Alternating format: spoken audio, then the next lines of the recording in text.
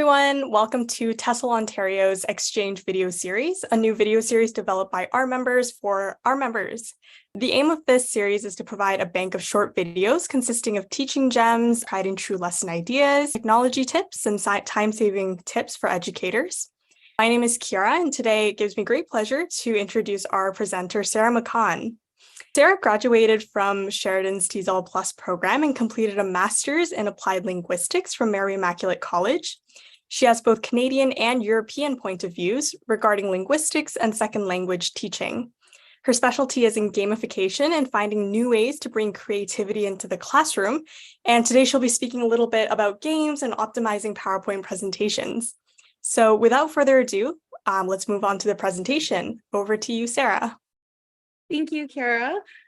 So the point of today's presentation is to provide you with some tools that will help make your PowerPoints more dynamic and allow your students to have more engaging time during your lessons. So the first thing I'm going to start with is embedding in your PowerPoint.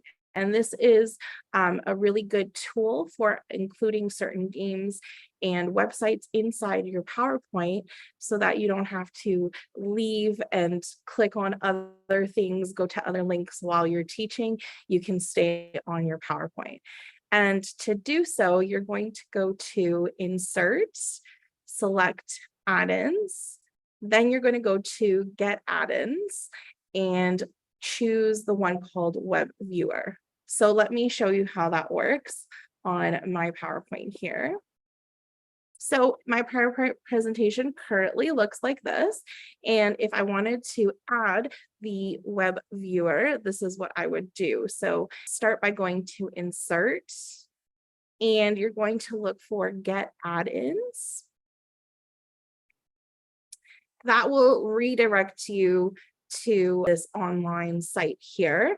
And there are a lot of different add-ins you can actually get. So you can, after the PowerPoint, even explore a little bit, and maybe you'll find something that works for you aside from this. But the most helpful one I've found so far is called the Web Viewer, and it looks like this. So you just have to click Get It Now. As long as you're signed into your account and everything, it should work.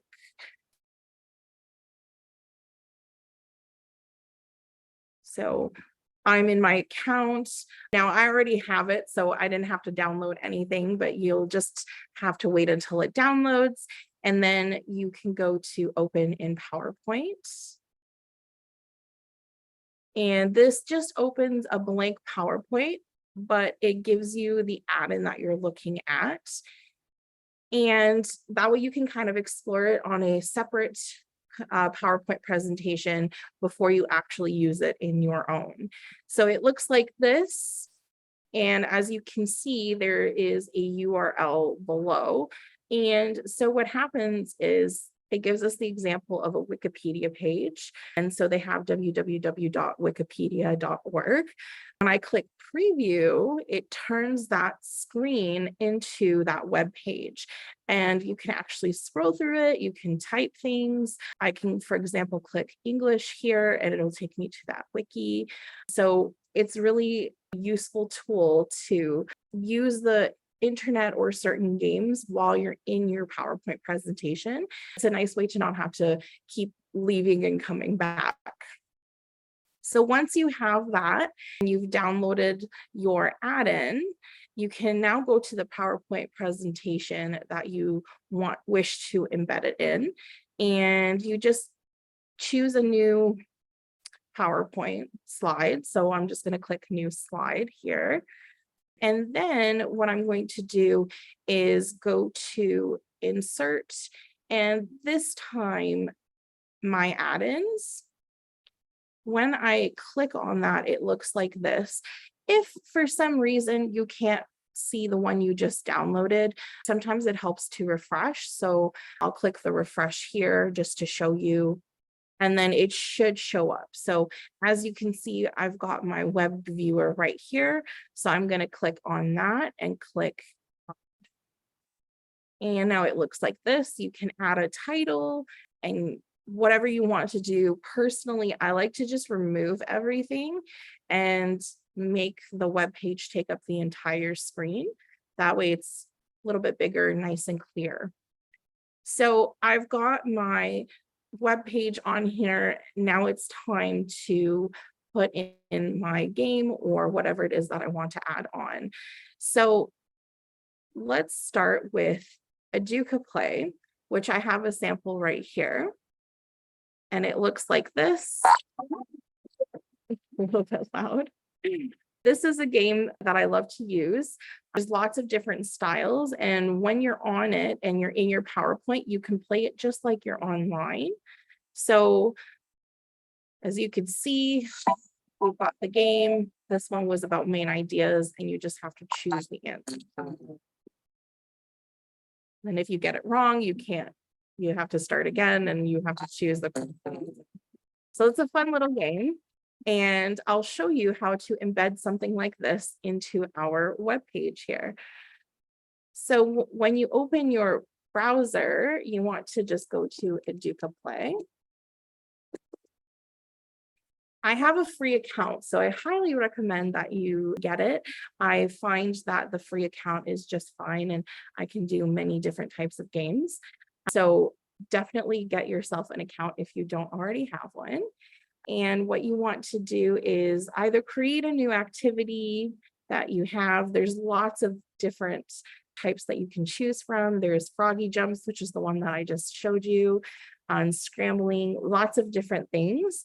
And it walks you through how to create those. So once you have some sort of game that you want to use, so I have a couple here.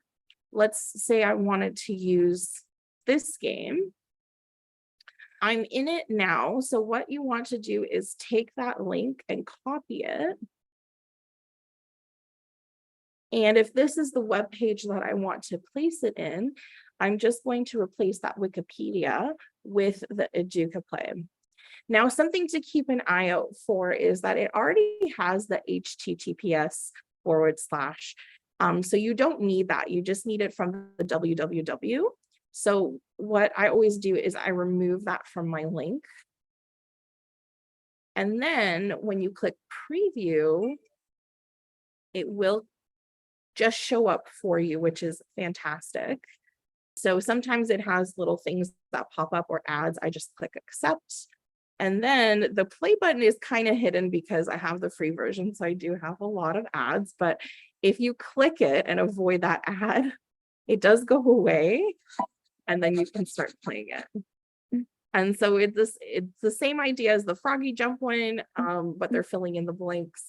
I use this as a reading activity.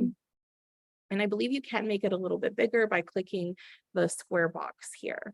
So that's one example of something that you can embed into your PowerPoint. Now, the limitation here, even though the web page is fantastic, is that not all web pages can be placed. So you can't just, grab a random page and put it on, or some games don't quite work. So it's been a lot of trial and error on which ones do work and which don't. So I have a list here that I use constantly, and they're fantastic little games, and they do embed into PowerPoint. So it makes my PowerPoint presentations a lot easier and more dynamic and fun for the students. And so one of them would be the Educa Play, as I just showed you. And then I'll show you the next ones as well. So here I have ISL Collective, and there are a lot of different things you can use with this website. Personally, I really just enjoy it for the videos. And so when you have a specific ISL Collective video that you want to use, you can get that link pasted on here, and then you play the video and answer the questions as a group with your students. What I also like to do is I like to provide my students with the links, get them to do the activities either on their own or in breakout rooms, and then kind of come back and they look at my PowerPoint and we take up the answers together. So that way it's here, it's in front of them, they can see it, and you can allow them to complete the activities in many different ways. Now, you may notice that there is sometimes a big screen pops up for cookies. It might not let you escape, but if you go down to your video and click on the corner button where it has the square, it'll make it big like this, and that takes up the entire screen. And so what you're going to do is watch as it pauses, you answer the questions like so. And then you'll continue watching the video. So every time you get to a new point, it will stop and ask you a question. And then you can use this as a whole class activity where you ask the class, how's the weather? And then see what they say, or you can have them do it on their own in groups and then come and take it up as a class as well. So this is a nice little one as well that you can create. So I love to use this for different vocabulary activities just to give them variety, and so that I'm not constantly doing the same thing. And what I'll do is I'll have them look at my screen and I will show them how it works. And I like to just give them the link and have them do it either in pairs or on their own or in breakout rooms. And then once the time is up, they come back, they're looking at my screen, and using CCQs, I get them to give me the answers. And when you're on your PowerPoint, again, it works just like if you were online. So I click here the clue that I want to take up, something you read, and then you answer that question. And then it'll tell you if it's correct or incorrect. The next activity that I love to embed into my PowerPoints are the Jeopardy labs. I find them so much fun to do as a class because you can separate them into teams and have them work together. So you pretend to be Alex Trebek, you ask the questions, and then they're supposed to answer them for you. And what you can do here is just put the Jeopardy Labs website directly into your web link, and you can look for your lab right here. So for example, let's say the present perfect, and then I did my search and I've got present perfect here. You can look through all of them to see which one you think is the best. See, sometimes they're not always like the greatest. Like these ones are very small for some reason. You can keep looking. I'll just choose one for the sake of time. And then it looks like this, and you can choose teams. So sometimes I either do it as a full class, no teams, and each person kind of gets some points, or I'll break them up into two and do two teams. And then you press start. And again, so if you're going to be, Alex Trebek, you say, okay, let's start with the blue team. Which category do you choose? And then they click. You give them the question, they have to answer it. And then if you can show them by clicking the space bar, the answer. And if they got it correct, you can give them 100 points or whatever it is, or you can take away however you want to do it. It's a lot of fun. The class gets very competitive, and it's an easy way to review as well. The other thing I love to embed into my PowerPoints are Google Drive slides or documents, really anything from Google Drive. So what I actually have here is these are Google slides. I just made them bigger and I put a background image. And then what I did was I took pictures of words to place them on the fridge. And this is a little refrigerator poetry kind of activity. And so what the students do is they move the words up to create, eat sand purple, for example, or whatever it is. So you can use it to create sentences, or if you are doing poetry, you can use it for that. And you can monitor the students as well through your PowerPoint. So for example, if you're getting them to do a certain activity in groups or on their own and you give them the link, you can watch them and you can just go between your slides or documents, whichever, to see how they're doing. So something that I love to do as well is I will have them write a paragraph, either for teaching essay structure or paragraph, whatever it is.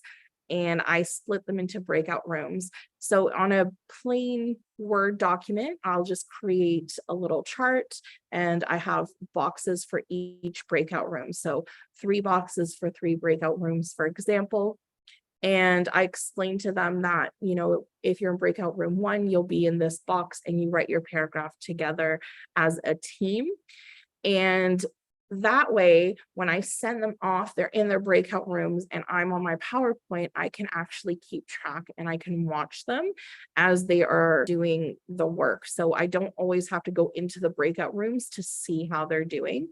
And then that way, when I have it up here for them and we're taking up the paragraphs or looking at the paragraphs together, I can work on those paragraphs right from my PowerPoint. I don't have to keep switching between Google Drive and PowerPoint. So it's a nice little tool to use and the students love it. A nice little trick as well is sometimes the slides get stuck because you're on a web page.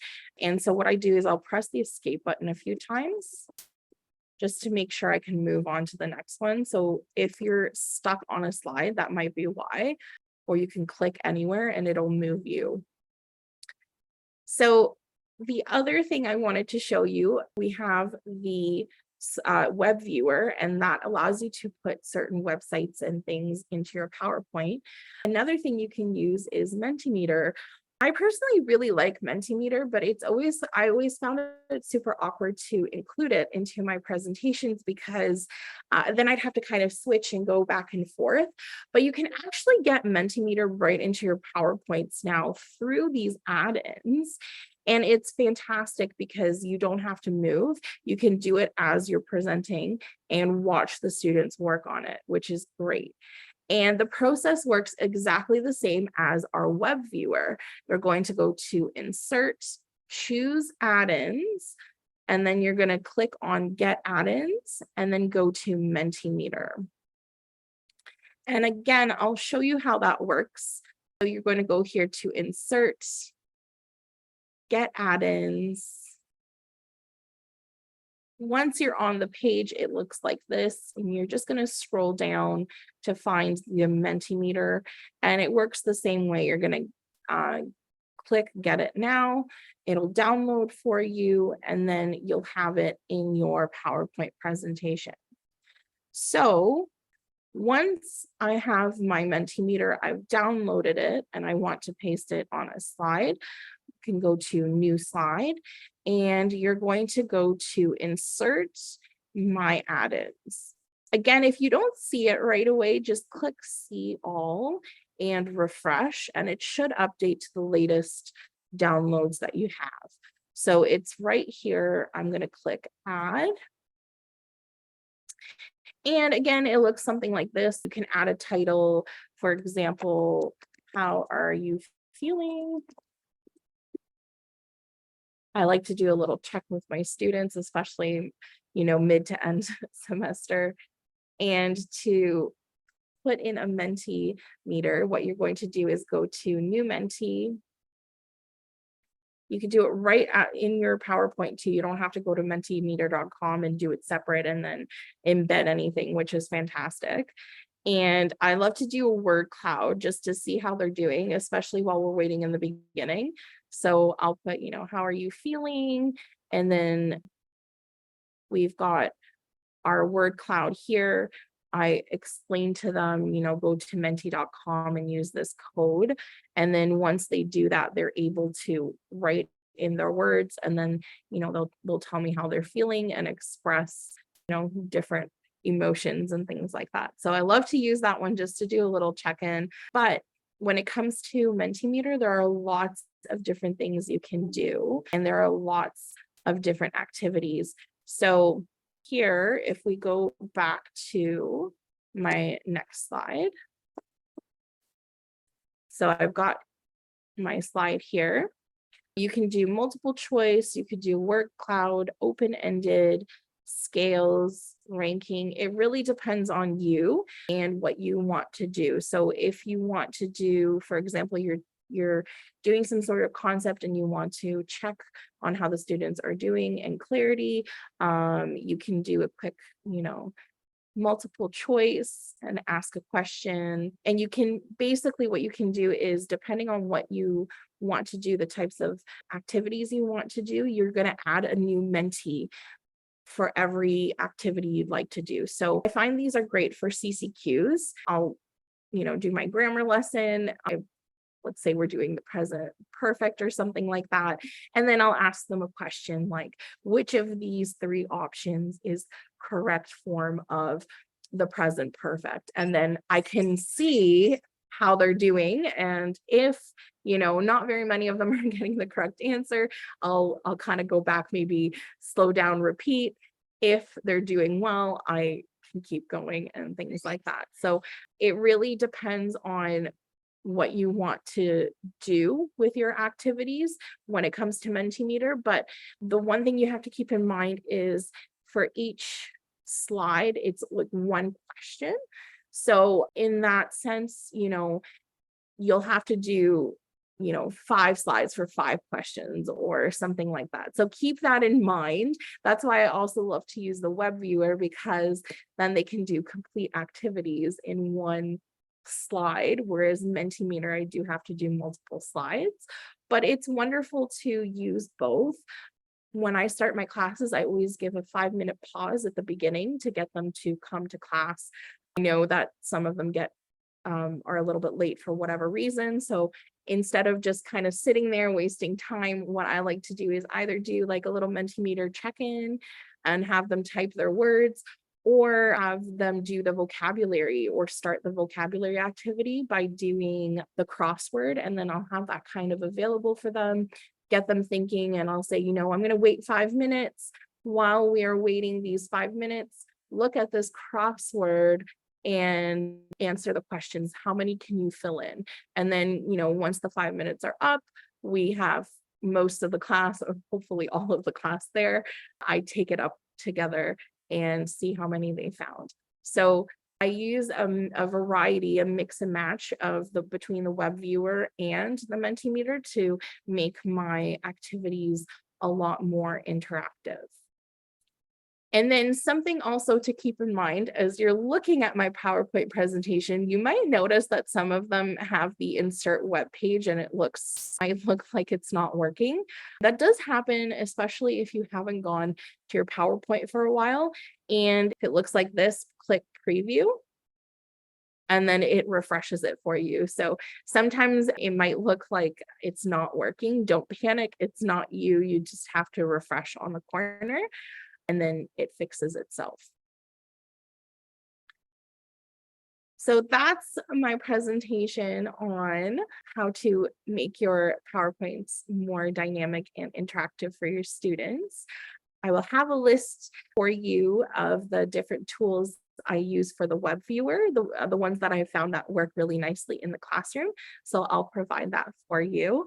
So hopefully now you can take this and enjoy exploring and creating your own dynamic PowerPoints.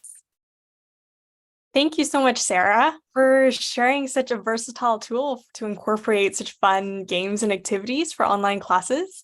It's been a great pleasure to hear you speak. As we come to the end, I'd just like to remind you that the TESL Exchange video series does deliver more education to you in bite-sized videos to ELT professionals once every month. So if you liked our video, don't forget to hit subscribe and the like button. If you are interested in contributing to creating an educational video, make sure to check the link in the description below. See you soon.